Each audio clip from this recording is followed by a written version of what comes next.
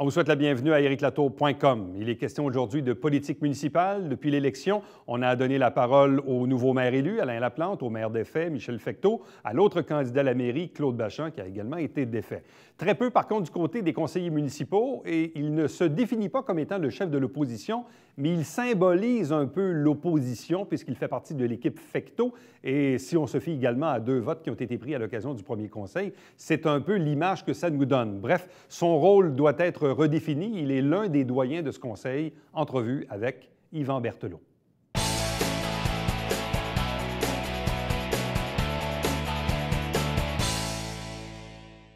On est encore dans les lendemains de cette élection municipale, ici même à Saint-Jean-sur-Richelieu. Donc, une nouvelle configuration du conseil municipal avec des résultats qui nous laissent un peu certains points d'interrogation. Parce que, d'une part, les électeurs ont fait le choix de réélire 10 conseillers sortants sur 11, à l'exception d'un seul qui a été battu. Un autre avait décidé de prendre sa retraite de la vie politique. Par contre, ils ont décidé de changer de maire. Et évidemment, dans les dernières semaines, on a reçu en entrevue le nouveau maire Laplante, également le maire défait Michel Fecteau, candidat défait Claude Bachand. Question d'avoir aussi un autre son de cloche, un des doyens du conseil municipal, Yvan Berthelot, qui a été réélu pour une 6e fois. Bonsoir et bienvenue. Bonsoir. Doyen avec Mme Marcoux, évidemment, qui est là depuis fort longtemps. Quelle a été votre première réaction le soir même de l'élection, quand vous avez vu le topo, 10 conseillers sortants réélus, mais pas le maire? Écoute, c'est sûr qu'on a été très surpris. Le bilan de la mairie, on va dire du maire ou de l'équipe en place est très positif. Il n'y a pas de scandale à Saint-Jean, il n'y a pas de dossiers qui vont mal, les finances publiques sont très bien gérées, il y a une certaine fierté qui s'installe. Également, le développement économique va bien. Alors, c'est sûr que c'était une surprise. On l'a vu au début de la soirée, quand on a vu les votes, ça part. M. Laplante avait 100 votes en avance, 200. Tu dis, bon, mais ça va se corriger. À un moment donné, quand tu vois 300, 400, tu dis non, là, c'est terminé. Il faut être réaliste. Le maire ne sera pas là. Alors, c'est sûr que c'est une grande déception, bien sûr, pour toute l'équipe. Et quelle est la lecture que vous faites on est presque un mois plus tard, là? Quelle est la lecture que vous faites de ce résultat-là? On dit souvent, la démocratie ne se trompe jamais, le peuple ne se trompe jamais, mais le peuple, il a voulu dire quoi par ce vote-là? Bien, moi, je suis plutôt porté à dire que le peuple aussi a le droit de se tromper. Le peuple a le droit à l'erreur aussi, ça arrive. Mais ça veut dire quoi? Je pense que M. Laplante avait une équipe de bénévoles très, très forte. Je pense qu'on a parlé que l'équipe de M. Turcotte s'était jointe. Puis on sait que c'est tous les gens qui travaillent ensemble. Donc, il y a une équipe très, très forte. Une équipe plus forte que la nôtre à ce niveau-là. On avait des gens qui étaient nouveaux aussi, qui n'ont pas su performer comme on s'attendait. Malheureusement, ils ont très bien travaillé. Et donc, ils ont décidé de garder l'équipe en place. Le bilan était bon. Donc, les gens dans les districts électoraux ont dit « Le bilan est bon, je suis content de mon conseiller ». C'était bon pour les gens qui se présentaient avec M. Fecteau, comme les gens qui ont décidé de se présenter indépendants. Donc, les gens ont appuyé leur conseiller, puis ils ont décidé au niveau du maire de faire un autre choix. Moi, ce qui m'a beaucoup surpris durant cette élection, évidemment, ce n'est pas scientifique, ce n'est pas un sondage, mais plusieurs fois, des gens m'ont dit, moi, exemple, même dans Iberville, je dis, je vais voter pour M. Bessette, puis je vais voter pour M. Fecteau. Là, tu dis, oui, mais c'est parce qu'ils ne sont pas dans la même équipe. Dans mon propre quartier, j'ai une personne qui me dit, moi, j'ai voté M. Laplante pour le maire, mais j'ai voté pour Mme Poisson parce que je l'aime bien comme conseillère. Et là, tu te dis, OK, c'est quoi la logique derrière ça? Et même dans le cas de l'Acadie, Mme Marcoux a gagné l'Acadie, mais M. Fecteau a perdu l'Acadie. Et là, tu te dis, c'est quoi la logique? On se rend compte que les gens votent pas comme aux autres paliers de gouvernement, comme au provincial, où on sait qu'au provincial, les gens votent surtout pour la tête, pour le parti politique. Puis on dit de 3 à 5 un candidat qui performe bien là, va aller chercher 3 à 5 dans son district ou dans son comté. Au niveau municipal, il y a toutes sortes de raisons parce que tu es proche des gens. Et les gens, ils voient ton candidat, ils voient le conseiller du quartier, puis ils voient aussi ton maire. Puis s'ils voient intervenir dans un dossier ou s'ils voient un public, puis s'ils trouvent des défauts, mais ils n'iront pas avec lui. Puis s'ils aiment leur représentant de district ou de quartier, ils vont aller. Et à ce moment-là, c'est pour ça qu'on voit toutes sortes de disparités comme ça. Est-ce à dire qu'il y a des citoyens de NDA Saint-Gérard-Est qui ont voté Alain Laplante et Yvan Berthelot. Est-ce que ça se peut, ça? Mais certainement qu'ils doivent en avoir. Certainement. Ils m'ont tout de même donné une très belle majorité, à 3, bon, une majorité absolue. Mais il y en a certainement qui ont voté pour M. Laplante, certainement qui ont voté pour M. Bachand, puis des gens qui ont peut-être annulé leur vote à la mairie. J'en ai rencontré dans le porte-à-porte des gens qui sont exprimés. C'est ça qui est intéressant aussi dans le porte-à-porte. Quand les gens te connaissent, ils savent ta personnalité et tout ça, les gens disent, écoutez, M. Berthelot, je suis content de votre travail, je suis fier de vous, mais votre maire, j'ai un peu de misère. Ou bien, j'aimerais peut-être mieux aller là. Ou bon, on entend ça. Certains, on l'entend. Bon, quand je fais justement cette comparaison-là, je trouve ça aussi un peu inusité parce que certains diront que de voter pour Alain Laplante et Yvan Berthelot, on est pas mal aux antipodes de l'échiquier politique. Oui, peut-être, mais je vous rappellerai que M. Laplante et moi, on a déjà fait un budget ensemble et ça a très bien été, puis il avait été accepté à l'unanimité quand même. Je veux dire, moi, j'ai toujours été un gars, je suis un homme de ville. Les gens le savent, je suis tatoué Ville de Saint-Jean. Je m'investis pour les citoyens d'abord et avant tout. Et j'ai tendu la main à M. Laplante en ce sens-là pour d'écouter. Si vous voulez mes connaissances et mon expérience, ils sont à votre disposition. À chaque fois qu'il y a un maire qui a été élu, M. Fecteau n'était pas avec moi, j'étais indépendant. J'ai toujours travaillé pour les citoyens d'abord et travaillé avec le maire en place. M. Laplante décide de faire un autre choix, donc il n'a pas fait appel à mes connaissances, à mon expérience comme je m'y attendais, mais c'est son choix, je respecte ça. Bon. En même temps, et on l'a vu d'ailleurs à la première assemblée du Conseil, il y a eu des résolutions qui ont été adoptées sur division. 6 contre 6, en fait, les 6 membres de l'équipe Fecteau, dont vous faites partie, ont voté, entre autres, pour le vote sur le maire suppléant. Donc, la proposition est à l'effet de voter pour Justin Bessette, conseiller à Iberville comme maire suppléant. Bon, la proposition était sur 4 ans. Finalement, il y a eu un amendement.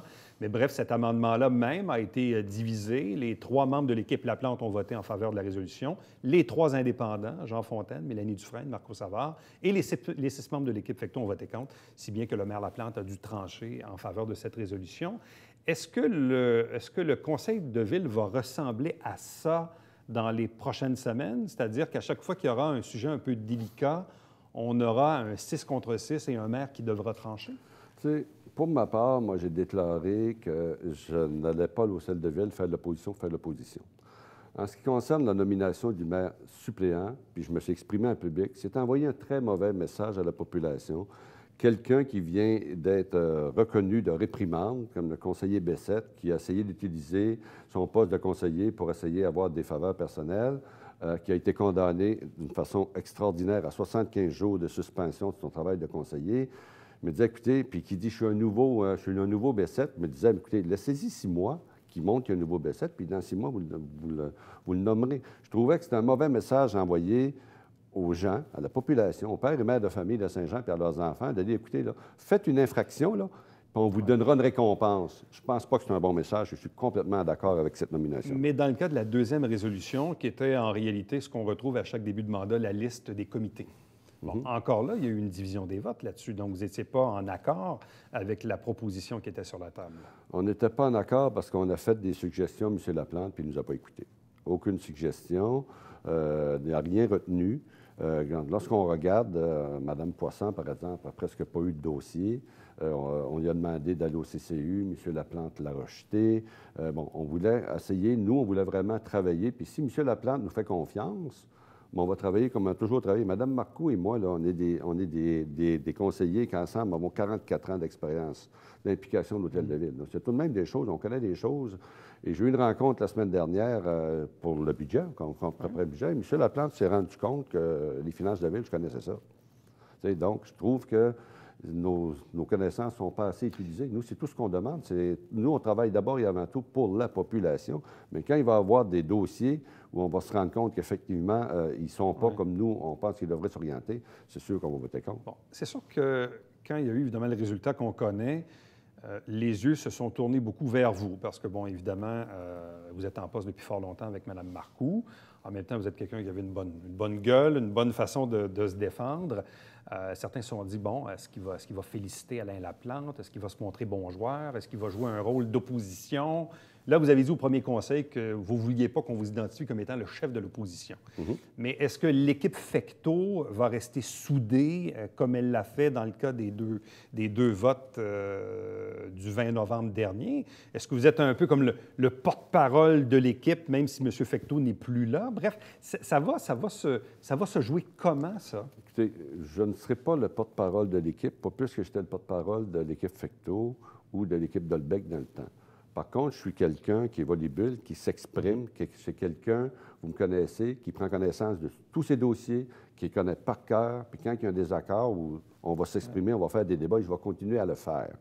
C'est sûr qu'on a, au niveau de l'équipe Fecteau, on a une pensée, le citoyen d'abord tout le temps, et c'est sûr qu'on va fonctionner comme ça. Est-ce que ça va toujours être 6? Non, il n'y a pas de ligne soudée qui va être immuable. Ça va arriver qu'on va être 4, des fois 2, des fois 6, mais sur des questions majeures, oui, on va se tenir si c'est dans notre pensée, comme on pense que la ville devrait être gérée. Mais moi, j'ai hâte de voir comment M. Laplante va fonctionner. M. Laplante a dit qu'il ne dézonait aucun terrain de golf. On sait que, bon, il a fait confiance à M. Savard. M. Savard sait que son projet, c'est une passerelle qui doit atterrir sur un terrain de golf. Je ne sais pas comment les deux vont arrimer ça. M. Fontaine a un peu le même débat. M. Fontaine, il veut que le projet de Saint-Eugène se fasse. Mais par contre, une des anciennes collègues à Alain Laplante qui vient dire, M. Laplante, vous avez promis de faire de la consultation. Il faudrait retourner tout ce projet-là en consultation. Je ne sais pas comment il va pouvoir arrimer ça, mais c'est des défis qu'ils vont devoir relever ensemble. Bon. Est-ce que l'équipe Fecteau va rester l'équipe Fecteau? Est-ce que l'équipe Fecteau va changer de nom? Est-ce que vous souhaitez continuer d'avoir une certaine appartenance à une affiliation politique? Je pense qu'à moyen terme, l'équipe Fecteau va être un peu comme l'équipe Legrand, je peux présumer, on va devenir des indépendants. Donc, graduellement, c'est ce qui va arriver. Graduellement, c'est ce qui va arriver. On verra au cours de l'hiver, quelque chose comme ça, mais je pense que oui, ça va devenir des indépendants, un peu comme l'équipe Legrand a fait. Bon. Et vous en avez fait mention tantôt parce que, bon, à l'instar du vote qu'on a eu, les deux votes du 20 novembre, où les 3 indépendants se sont ralliés aux 3 membres de l'équipe Laplante, ce qui permet au maire d'avoir sa majorité en tranchant. Mais ça va tenir combien de temps? 3 mois, 6 mois, 1 an? M. Laplante a dit lui-même qu'il ne voulait pas non plus imposer de ligne de parti. Donc, on risque d'assister à, comment dirais-je, à un peu toutes sortes de choses, là. Et même chose pour les 6 membres de l'équipe Fecteau. Ça ne veut pas dire nécessairement que les 6 vont toujours être d'accord, sans compter qu'il va sûrement y avoir des absences, des vacances, etc. Donc, ça risque de donner un contexte assez particulier, là. Bien, les assemblées du Conseil vont être imprévisibles, donc de plus en plus intéressantes. Il va falloir qu'on intervienne selon ce qui va se passer le soir même. Donc, ça va demander d'improviser. Alors, moi, je suis très à l'aise avec ça. Je trouve ça même stimulant. Avez-vous aimé la nouvelle configuration de la salle du Conseil? Pas du tout. Pourquoi? Pas du tout. Je me pose 2 questions. Premièrement, au niveau des normes d'incendie et deuxièmement, au niveau de la sécurité. M. Laplante, on avait un policier dans la salle, c'était pas pour sortir du monde de la salle, un policier, c'est pour la sécurité. On sait que Saint-Jean-sur-Richelieu a déjà vécu un drame, un militaire qui a été assassiné. Moi, j'avoue que faire le dos à la porte en arrière de moi, je me sens pas à l'aise. Quand j'y pense, je me sens pas à l'aise. Si quelqu'un arrivait et voulait vraiment s'en prendre vraiment un conseil municipal, une institution publique, non, je ne me sens pas confortable avec ça, pas du tout. Bon, est-ce que c'est partagé avec vos collègues? Est-ce qu'il y a des discussions là-dessus? Il y en a quelques-uns qui m'en ont parlé. Il va falloir qu'on se penche là-dessus. M. Laplante a pris l'initiative. C'est bien correct. Il a voulu changer des choses. Je comprends tout à fait ça. Mais je ne suis pas sûr qu'au niveau sécurité, je ne suis pas sûr que s'il demande une recommandation de nos services de police, par exemple, s'ils vont lui dire de continuer comme ça. Parce qu'au niveau de la sécurité, moi, je ne me sens pas en sécurité. Bon. Vous avez fait mention tantôt, effectivement, que vous avez déjà siégé avec Alain Laplante il y a quelques années, ou même vous faisiez partie de la même équipe. Oui, la même équipe politique. En 2009, ben, M. Laplante a choisi un autre chemin quelques années plus tard. Mm-hmm. Quel est votre niveau de relation interpersonnelle entre Yvan Berthelot et Alain Laplante? Écoutez, moi, c'est sûr que, comme on dit, on ne va pas au même party, là. Mais moi, j'ai absolument... j'ai pas de rancœur envers Alain Laplante. Moi, toujours ce que je fais, puis je le dis, ce qu'il me dicte toujours ma conduite, puis je pense mes 18 ans d'engagement au niveau politique, c'est la population d'abord. J'ai travaillé, je ne sais pas combien de milliers d'heures au service de la population. J'ai essayé d'amener des idées. Quand je parlais, justement, à la dernière assemblée, J'ai participé à la planification stratégique, je l'ai rédigé au niveau politique en bonne partie. J'ai travaillé, c'est moi qui ai émis l'idée de faire un PAC régional. C'est moi, lors d'un comité de développement économique. Donc, je veux continuer à faire ça si on m'en donne l'opportunité de le faire. Et moi, je dis, la campagne électorale est terminée, là, on va digérer ça, parce qu'il faut prendre le temps de digérer. Il ne faut pas se cacher qu'au bout de 5 minutes, chômer, là, non. Ça prend un peu de temps, mais là, je pense que le temps est passé. Maintenant, on s'attaque aux choses. On a commencé à travailler le budget, puis c'est le contribuable. Moi, j'ai toujours dit qu'il faut se coller sur l'inflation. Alors, si ça ne se colle pas là, bon, on va avoir des débats à faire. Ouais. Bon. Comment s'est déroulée votre première rencontre? Parce que je pense qu'il a rencontré tous les conseillers un à un. Notre première rencontre était une très belle rencontre, très positive. Il m'a demandé des conseils, des choses. Je lui en ai donné quelques-uns. C'était une bonne rencontre. Par contre, je peux dire que le résultat était décevant lorsqu'on a reçu la liste des comités. On s'est senti pas tellement écouté. Bon. En même temps, c'est sûr que nous, on reste souvent accrochés aux souvenirs des assemblées du Conseil où on a souvent vu, bon, Alain Laplante s'en prendre à Yvan Berthelot ou Yvan Berthelot répondre très fermement à Alain Laplante. C'est souvent l'image qui s'en est dégagée. Mais bon, vous regardez ça aujourd'hui avec le recul, vous dites qu'il faut aussi prendre le temps d'assumer le résultat. Quelles sont les qualités ou les défauts que vous attribuez à Alain Laplante? Alain Laplante, je pense que si j'y donnais un défaut, c'est, à mon avis, il manque d'écoute. Je pense qu'Alain Laplante, quand il s'en va, puis on l'a vu à la dernière Assemblée publique, quand j'ai dit, mais ça, moi, est-ce qu'on peut faire un sous-amendement? Il m'a dit, c'est moi qui dirige. Donc, pas d'écoute. Au niveau de ses qualités, c'est quelqu'un qui a du potentiel, c'est quelqu'un qui est dynamique, mais s'il n'écoute pas, il va avoir une problématique. Donc, je mets les deux ensemble, j'y donne des qualités de quelqu'un qui est dynamique, mais il faut qu'il soit à l'écoute. Bon. Là, vous l'avez dit tantôt, vous êtes déjà donc en préparation du budget et souvent, ce qui arrive à chaque élection, c'est la même histoire. Nouveau conseil arrive, quoi qu'il y a quand même pas mal, il n'y a pas beaucoup de nouveaux, mis à part le maire et 2 conseillers, mais souvent, l'élection vient d'arriver, on assermente les élus et puis là, pouf, on tombe dans l'étude du budget. Il faut adopter ça très rapidement. Il y a souvent aussi plusieurs semaines, plusieurs mois de préparation aussi par l'équipe ou par les fonctionnaires ou le précédent conseil. Mais quel est le contexte dans lequel vous devez examiner là, cette année le budget là, que vous allez voter dans quelques semaines? C'est sûr que ça doit se faire rapidement, mais on ne se cachera pas que le budget est déjà prêt à 90 si on peut dire. Bon. Et c'est sûr qu'on travaille déjà, on a 4 ou 5 rencontres là, en novembre, décembre. On va travailler beaucoup sur le budget. Et on va revoir certaines choses, certaines orientations. M. Laplante a le droit de prévoir des orientations différentes, donc on va faire des discussions. La rencontre qu'on a eue la semaine passée est une rencontre très positive. On travaille. M. Laplante s'est rendu compte que quand on parle de finances, on ne parle pas de politique, on parle de finances, on parle de budget, puis les débats se font en conséquence. Et il a fait souvent appel à mes connaissances. Pouvez-vous m'expliquer telle chose? La directrice des finances dit, demandez à M. Berthelot, il connaît tout ça, il va vous expliquer ça. Donc, ça a très bien été en ce sens-là. Donc, c'est tout qu'on a une expérience, comme j'ai dit souvent. Moi, j'ai mis en place un cadre financier à la ville où, quand on le suit, ça va bien. Si on en sort, mais ça va sur le service de la dette, puis ça coûte plus cher, puis les taxes augmentent. Donc, je pense que les gens comprennent bien ça. Êtes-vous rassuré par les paroles d'Alain Laplante sur 2 aspects? Bon, premièrement, il l'a même dit publiquement, il dit « Je veux tout de suite qu'on arrête de dire ça. C'est pas vrai que j'arrive ici aujourd'hui puis que je veux commencer à congédier des gens. » Bon, ça, je pense qu'il voulait rassurer un peu les fonctionnaires.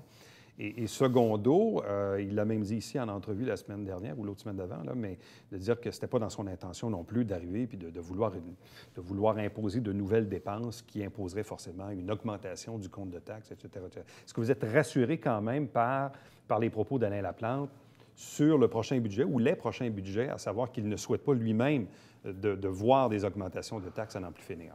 Ça m'a rassuré d'entendre que M. Laplante ne voulait pas congédier d'employés. Oui. Parce que quand il est arrivé la première semaine, c'est ce qu'il a fait. C'est ce qu'il a tenté de faire. C'est-à-dire?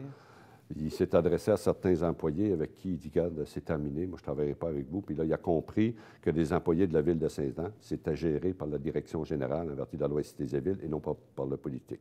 Il a dû faire marche arrière et il est arrivé en Assemblée publique et il a dit, OK, je vais arrêter ça, je ne le ferai pas.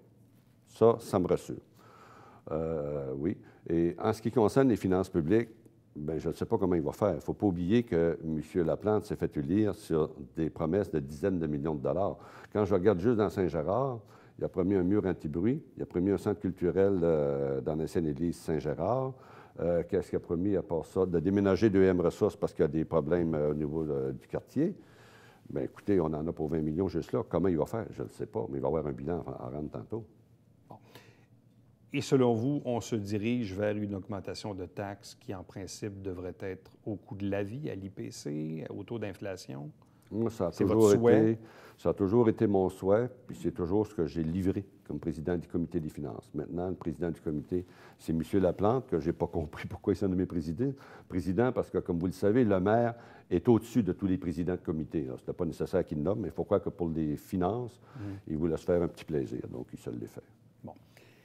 Quand on regarde ces enjeux en termes de finances publiques, pour vous, c'est quoi les principaux enjeux pour les années à venir, pour l'année à venir, pour les années à venir, pour ce mandat à Saint-Jean-sur-Richelieu? Écoutez, c'est toujours de respecter le cadre financier, de contenir notre masse salariale, de se coller sur l'inflation, sur les augmentations de taxes. Donc, moi, je pense que les enjeux, c'est ça. Parce que notre masse salariale, je le mentionne toujours, c'est important, c'est 50 de notre budget, donc c'est drôlement important. Donc, il faut toujours regarder nos façons de faire puis faire attention à comment on gère. Bon, quand on regarde quand même l'histoire des 4 dernières années, où on avait quand même aussi un conseil disparate à certains endroits, les budgets ont toujours été votés unanimement sous M. Fecteau. Est-ce que vous croyez qu'on va même assister à une adoption du budget quasi unanime cette fois-ci? Est-ce que vous avez ce feeling-là en ce moment? Je ne peux pas présumer de ça. Moi, j'étais président du comité des finances. Les gens me connaissent, je parle avec mes tripes, puis je leur dis leur juste. C'est pareil pour le triennal, puis le budget. Quand je participais au programme triennal, je disais aux gens, écoutez, oui, je suis obligé de reporter ton projet de 2 millions qui était prévu cette année à l'année prochaine, sinon, ça s'en va sur les services de la dette, puis on va augmenter de 2-3 au lieu de 1. Les gens me comprenaient. Puis je pense que c'était mon rôle aussi, parce que mon rôle, c'était de les convaincre qu'on faisait un bon budget puis un bon triennal. Et l'expérience a montré que oui, parce qu'effectivement, on a eu unanimité sur à peu près tous les budgets. Donc, je pense que les gens me suivaient. Est-ce qu'ils vont suivre M. Laplante? Je ne peux pas présumer de ça. On va dire, comme on dit, on va voir ça avec le fonctionnement, puis comment il va se présenter. Bon. Quels seront les enjeux pour le district numéro 9, celui que vous représentez? Avez-vous votre liste d'épicerie, votre liste de priorités pour l'année ou les 3-4 années qui viennent? Mais moi, je n'ai pas fait de liste d'épicerie qui sont irresponsables. Ce qui est prévu au programme triennal d'immobilisation déjà pour de 3 à 5 ans, c'est ce que j'ai prévu. C'est sûr, c'est réhabilitation des infrastructures, augmenter la sécurité, c'est un peu ce que j'ai prévu. Le seul gros projet que j'ai mis à l'étude, c'est faire une passerelle permanente au-dessus de la bande du canal. Oui. D'ailleurs, j'ai participé à une rencontre avec Parc Canada, ce fut très intéressant. Donc, je pense qu'en ce sens-là, on voit la bande du canal, la fréquentation a quintuplé. Comme Parc Canada est en train de faire un plan quinquennal, je pense que c'était le moment de parler de ce projet-là avec eux. C'était très positif. Bon. Que va-t-il advenir de l'église Saint-Gérard? Écoutez, l'église Saint-Gérard, on commence à zéro. Je pense que c'était, de toute façon, c'était ce qu'il fallait faire. Comment on va s'enligner? Moi, je vais toujours être à l'écoute de la population. On va les consulter, puis on va voir s'il y a un projet nouveau qui va sortir de là. Mais donc, la balle est maintenant dans le camp du contracteur? Du propriétaire? Oui, la balle est dans le camp du contracteur, mais dans le camp aussi du gouvernement du Québec. C'est ça. Si jamais le monument est classé, on parle d'autres choses. Là. On parle de 70 de subvention à ce moment-là. J'ai tout de même des organismes qui m'approchent pour des projets que je trouve très intéressants. Alors, si c'est classé, on pourrait peut-être faire quelque chose de bien intéressant. Donc, il serait souhaitable que le gouvernement du Québec classe ce monument-là? Oui, tout à fait.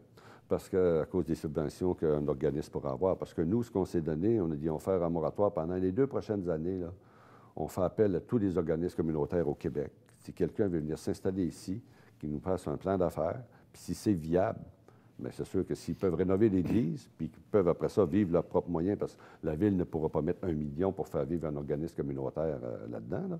Mais s'ils sont viables, écoutez, on est ouvert à ça, ça serait salutaire.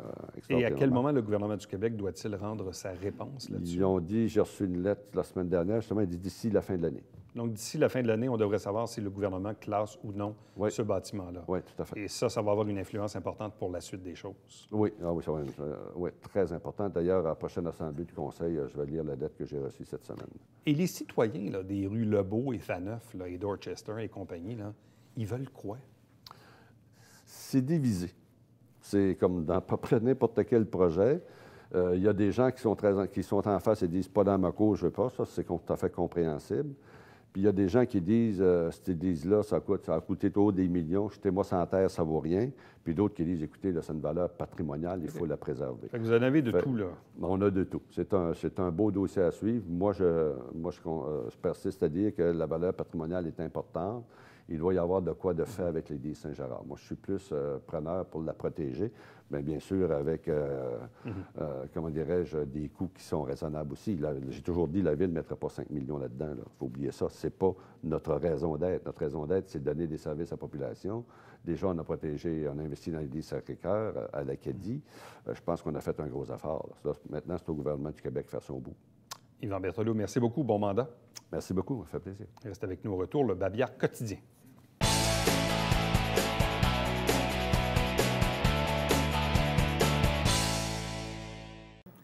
Salut, ici Alexandre Baudouin. Et François Trépanier. François, cette semaine à Sport Express, 100% Gilbert Delorme. Oui, plus de 540 matchs dans Ligue nationale, Wow! Alex. On va parler du Canadien, de la radio, de la TV. Manquez pas ça.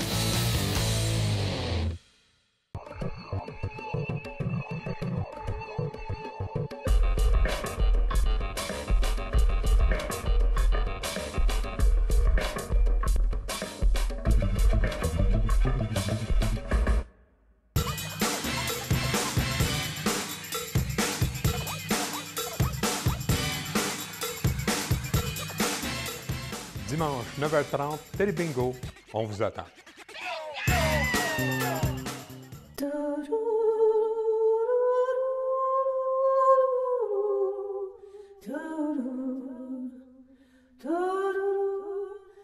Coulisses Bêta, jeudi, 19h.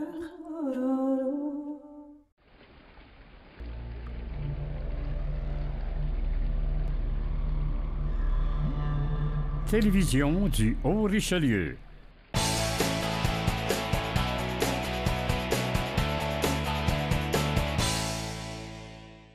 À compter du vendredi 1er décembre, entre en vigueur la réglementation sur le stationnement de nuit et le déneigement. Vous savez que depuis quelques années déjà, à Saint-Jean-sur-Richelieu, il est permis de se stationner dans la rue la nuit, à condition qu'il n'y ait pas de déneigement, mais il est de votre responsabilité de vous assurer qu'il n'y en a pas. Il y a différents moyens, il y a par courriel, par Facebook, Twitter, le site web de la Ville, et même recevoir des alertes directement dans son téléphone via les textos SMS. Pour s'inscrire, vous allez sur le lien en bas d'écran. Prochain rendez-vous pour ericlatour.com, c'est bien sûr demain.